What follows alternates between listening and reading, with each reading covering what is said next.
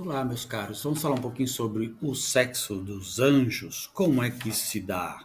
Acontece mesmo? Os anjos são assexuados ou eles têm sexo? Eles mantiveram alguma relação sexual?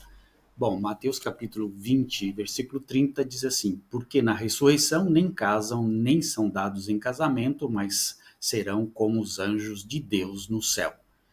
Marcos, capítulo 12, versículo 25, diz assim: Porque quando ressuscitarem dentre os mortos, nem se casarão, nem se darão em casamento, mas serão como os anjos que estão nos céus. E Lucas, capítulo 20, versículo 36, porque já não podem mais morrer, pois são iguais aos anjos e são filhos de Deus, sendo filhos da ressurreição.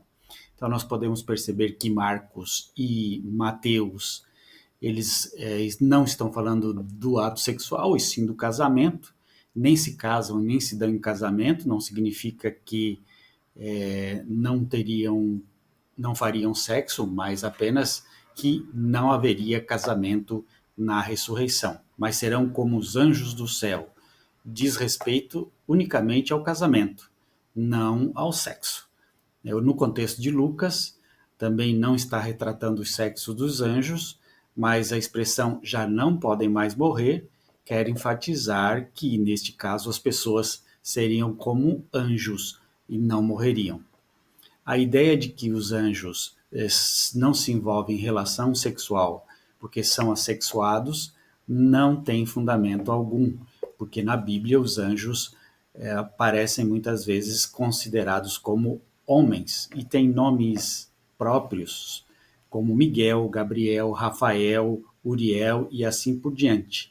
Alguns textos antigos que falam de anjos sem corpos, por exemplo, no Testamento de Abraão, capítulo 4, versículo 9, todas as hostes celestiais não têm corpos. Orígenes, por exemplo, pensava que os anjos tinham matéria e forma. Já os pseudo-Dionísio, não. Os nomes masculinos dos anjos, Miguel, Gabriel, Rafael, Uriel, e 1 Coríntios, capítulo 11, versículo de 2 a 16, onde as mulheres sem véu, mas não homens, evidentemente, elas tentam os anjos. Nenhuma evidência de anjos femininos em nenhum lugar pertence ao período de Mateus ou ao tempo anterior a ele, embora muitos eons gnósticos certamente eram mulheres. Mesmo se aplica a noção de que os anjos podem tornar-se à vontade um sexo ou outro, pode trocar o sexo a hora que eles quiserem. Bom, casamento no Gênesis diz assim, Gênesis capítulo 18, versículo de 1, 2 e 8. Depois apareceu-lhe o Senhor nos canaviais de Manré, estando ele assentado à porta da tenda no calor do dia, e levantou os seus olhos e olhou, e eis que 3 homens em pé junto a ele. E vendo-os, correu da porta da tenda ao seu encontro, inclinou-se à terra, e tomou manteiga e leite e a vitela que tinha preparado, e pôs tudo diante dele, e ele estava em pé junto a ele debaixo da árvore, e comeram. Então, em Gênesis, nós podemos perceber nessa passagem bíblica que os anjos comiam, se alimentavam do alimento humano. Então, provavelmente tinham corpo e tinham órgãos humanos, teriam que ter estômago, teriam que ter intestino grosso, intestino fino, ânus, porque tudo que entrava de alimento humano deveria sair. Em Gênesis capítulo 19, versículo 1 e 5, diz assim: E vieram os 2 anjos a Sodoma à tarde, e estava Ló assentado à porta de Sodoma, e vendo-os Ló, levantou-se ao seu encontro, inclinou-se com o rosto à terra, e chamaram a Ló e disseram-lhe: Onde estão os homens que a ti vieram nesta noite? Traze-os fora a nós, para que os conheçamos. Então, nós percebemos nesse texto de Ló que a população queria conhecer os homens. Então, realmente, os anjos tinham aparência de homens, porque aqueles que foram visitar Sodoma, Gomorra e foram acolhidos por Ló eram anjos. E se os homens da cidade estavam dizendo, olha, queremos conhecer esses homens, então eles estavam numa aparência, numa matéria, no corpo humano, dando a entender que os anjos são como homens. Então, existia um corpo físico nessas narrativas, pelo visto, existia sim, pois eles podem comer e beber comida humana, como se está em Gênesis capítulo 18 e capítulo 19. Diz assim, 19:3 de Gênesis: E porfiou com eles muito, e vieram com ele, e entraram em sua casa, e fez-lhes banquete, cozeu bolos sem levadura, e comeram. Então, para você ver que os anjos comeram, simbolizando o corpo humano, corpo material, que haveria necessidade de alimento para manter o seu organismo vivo. Será que os anjos, por comerem comida, será que eles tinham fome? Será que eles tinham necessidade de beber? Será que eles tinham necessidade de urinar, de ir ao banheiro fazer cocô, de se livrar dessa substância? Claro que sim. Os anjos tinham um certo nível humano. Ora, uma outra questão é dizer que os anjos eram assexuados. Por que razão se criou essa ideia de que os anjos eram assexuados? A descoberta dos livros do Mar Morto, o livro dos Jubileus, que se conhecia era pelas citações dos pais da igreja como Epifânio, Justino, Mártir, Orígenes, Diodoro de Tarso, Isidoro de Alexandria e Isidoro de Servilha. Há também um fragmento preservado de uma tradução latina do grego que contém cerca de um quarto de toda a obra, esse manuscrito do Mar Morto. E aí nós vamos entender o que os judeus entendiam sobre os anjos. Vamos lá. E Abraão fez conforme Deus lhe havia dito, e ele tomou Ismael, seu filho, e todos os que nasceram em sua casa, e a quem ele havia comprado com seu dinheiro, todo macho em sua casa, e circuncidou a carne de seu prepúcio. E todo aquele que nasce cuja carne do prepúcio não foi circuncidada no 8º dia, não pertence aos filhos da aliança que o Senhor fez com Abraão, mas aos filhos da destruição, pois todos os anjos da presença e todos os anjos da santificação foram assim criados desde o dia da sua criação. Jubileus capítulo 15, versículo 23 a 27.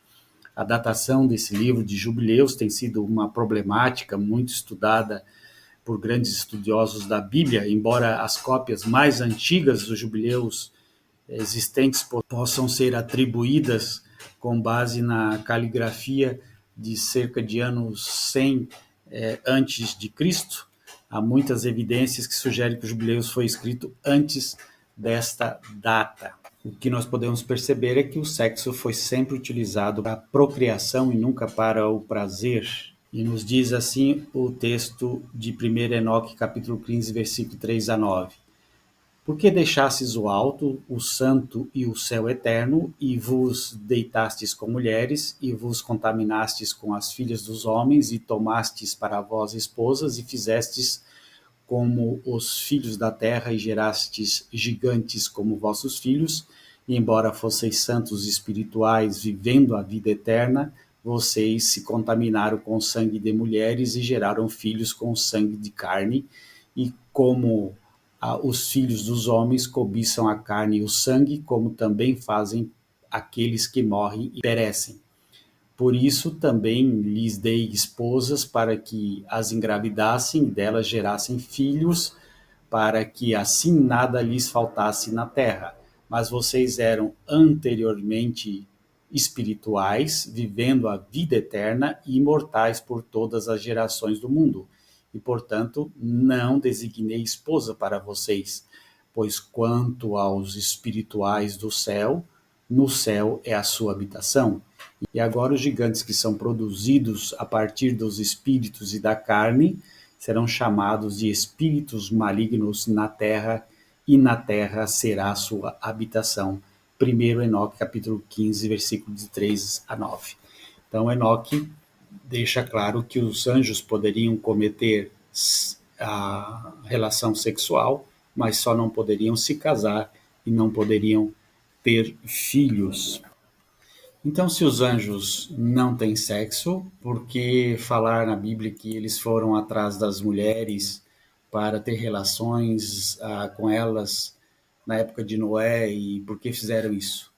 A palavra anjo significa mensageiro. De que forma anjos transmitiram mensagens para as pessoas na antiguidade?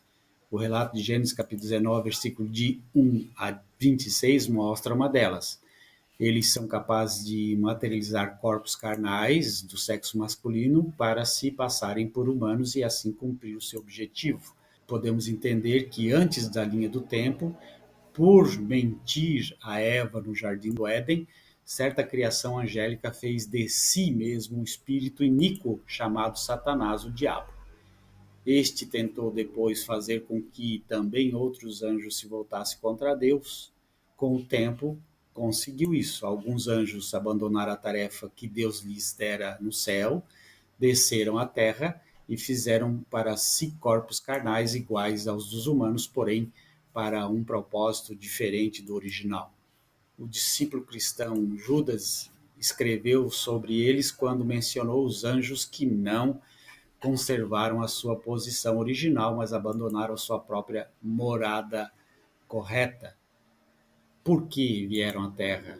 Que desejo errado implantou Satanás no coração deles para abandonarem as boas posições que ocupavam no céu?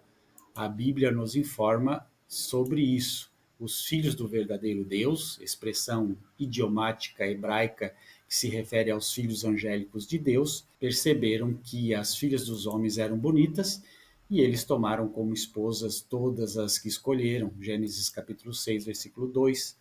Sim, os anjos assumiram corpos carnais e vieram à Terra para ter relações sexuais com belas mulheres. Mas essas relações amorosas eram erradas para os anjos. Era um ato de desobediência. Qual foi o resultado disso? Nasceram filhos desses anjos esposas, mas esses filhos eram diferentes, continuaram a crescer até se tornarem gigantes e gigantes iníquos. A Bíblia chama-os de poderosos da antiguidade, os homens da fama. Esses gigantes procuraram fazer de todos os seres maus como eles eram. Em resultado disso, a Bíblia diz que a maldade do homem era abundante na terra e toda a inclinação dos pensamentos do seu coração eram só má todo o tempo. Gênesis capítulo 6, versículo de 4 a 5. Por isso, Deus causou o dilúvio. Os gigantes, ou nefilins, e todos os nicos se afogaram. Mas o que aconteceu com os anjos que haviam chegado à terra? Eles não se afogaram, abandonaram seu corpo carnal, retornaram ao céu como pessoas espirituais. Todavia, não se lhes permitiu tornar-se novamente parte da organização dos anjos de Deus. Em vez disso, a Bíblia diz que Deus não se refreou de punir os anjos que pecaram, mas lançando-os no Tártaro, entregou-os às covas mais profundas da escuridão, reservando-os para o julgamento, segundo Pedro, capítulo 2, versículo 4. Esses anjos iníquos não foram lançados num lugar literal chamado Tártaro. Antes, o Tártaro, traduzido erroneamente por inferno, em algumas Bíblias refere-se à condição de baixo, rebaixada ou decaída desses anjos. Foram cortados da luz espiritual, da organização de Deus, e só os aguarda a destruição eterna. Tiago, capítulo 2, versículo 19, e Judas, capítulo 6. Desde o tempo do dilúvio, Deus não permitiu que esses anjos demoníacos assumissem corpos humanos novamente, de modo que não podem satisfazer diretamente seus desejos sexuais desnaturais.